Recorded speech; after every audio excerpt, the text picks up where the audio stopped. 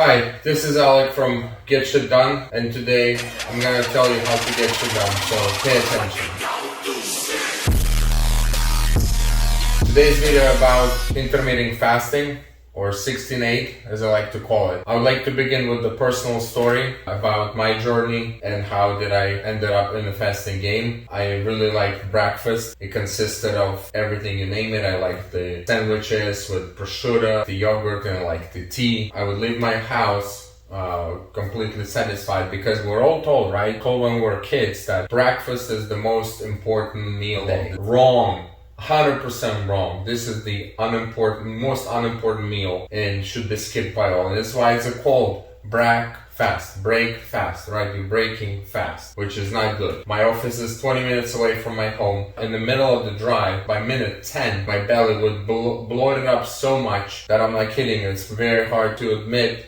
I had to unzip my pants because my belly was getting so big. It was so embarrassing, and I thought I didn't know what was going on. Maybe it was milk. I was trying different types of milk. I was trying everything, right? And definitely what changed that is me skipping breakfast. You're also gaining so much time if you want to be a high performer, or you're already a high performer, as I like to say, that you want all the time in the world. You don't want to be consumed, oh, what I'm going to eat for breakfast is going to be this cereal, is going to be this toast, is going to be this sandwich. Nothing.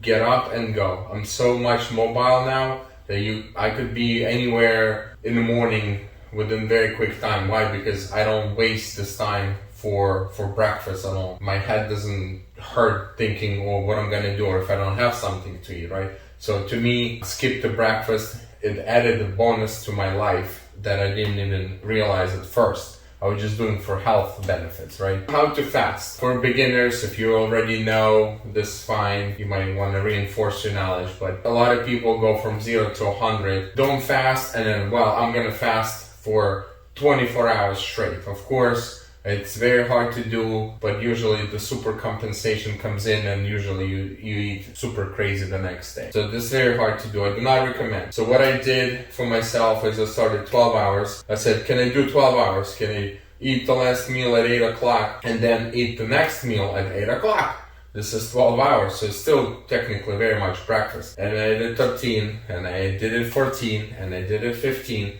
and I ended up at 16. So this was the time right about the lunchtime, so perfect. So I wasn't consumed by any food decisions. I was working. Became much more productive. Longer fasts do reset your glucose levels. And by longer fasts, I mean at least 24 hours. I noticed for myself, again, for that you will need to have constant glucose monitor, but I guarantee you that if you don't eat for 24 hours, it most likely will reset your glucose level, bring you down to the good baseline, around 100, 90, 95.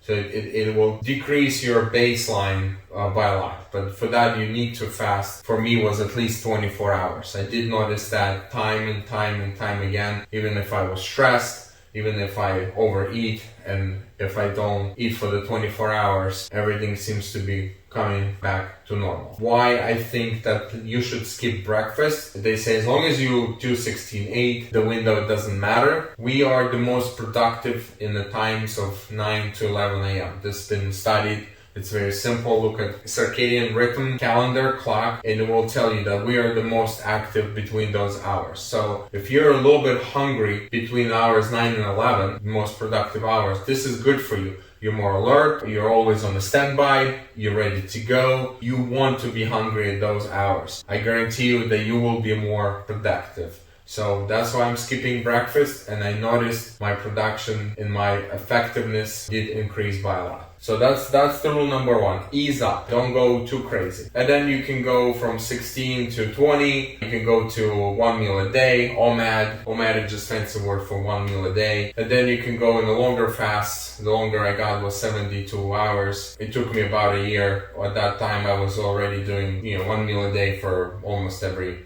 My rule now is from Sunday night to Monday night. The hunger comes in waves. Hunger will come and hunger will go. It will not be constant. So for those who are afraid of being hungry or being scared about hungry, it will come and it will go. So all you need to do is just drink plenty of water, drink coffee. Coffee is a good hunger suppressant.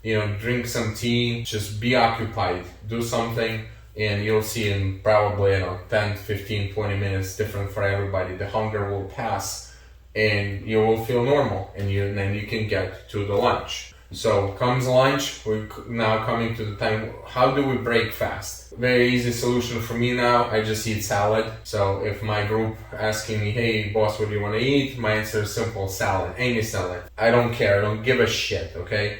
This is not important. The food is no longer important for me, it's just a fuel. So make it easy, salad. Any salad, I don't know of any salad that could really hurt you. Salad is fine. So break fast with protein. The more protein, the better, because you can get into that trap where, oh, I'm so hungry and the fastest thing available next to me, some kind of bar, some kind of snack bar. If you look at those bars, almost all of them are full of carbs. Even the protein bar, as they advertise, 20 grams of protein. Look at how many carbs are in those things. It's ridiculous. Break it with protein. For longer fasts, break them slowly and break them with a very, very small meal, something very easily digestible. Did that mistake myself. Broke my 72-hour fast on the Thanksgiving dinner. Guess what? I was throwing up. Of all people, I told people what to do.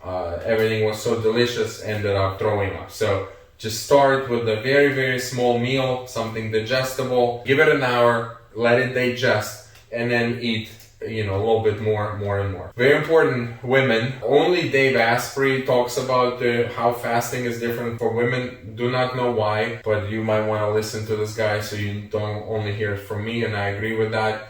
Women should fast, very simple rule, every other day. Do not fast every day. He explains more, better, you can follow him. I admire this guy a lot. So he's one of the fathers of biohacking, has more resources than I do. I would trust him that fasting for women is different. So do every other day. Be flexible. That's another rule that he teaches now. Be flexible. Don't do just 16-8 for unreasonable amount of time. The body is smarter than we are. It will adapt. So you will not be gaining benefits. So I became flexible. I do like to have family breakfast. Actually, you heard me say breakfast with my family on Sunday. I enjoy croissants.